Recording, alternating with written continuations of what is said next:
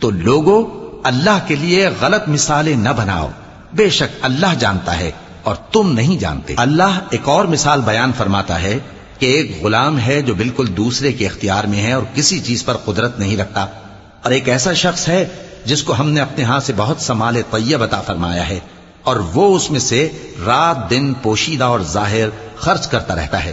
تو کیا یہ دونوں شخص برابر ہیں؟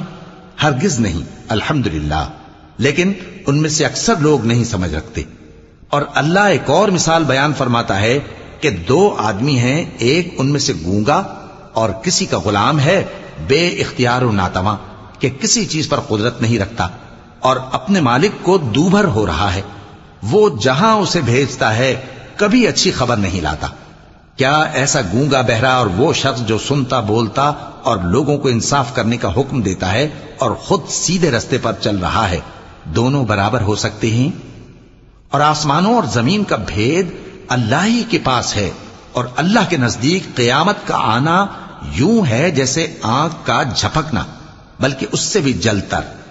کچھ شک نہیں کہ اللہ ہر چیز پر قادر ہے۔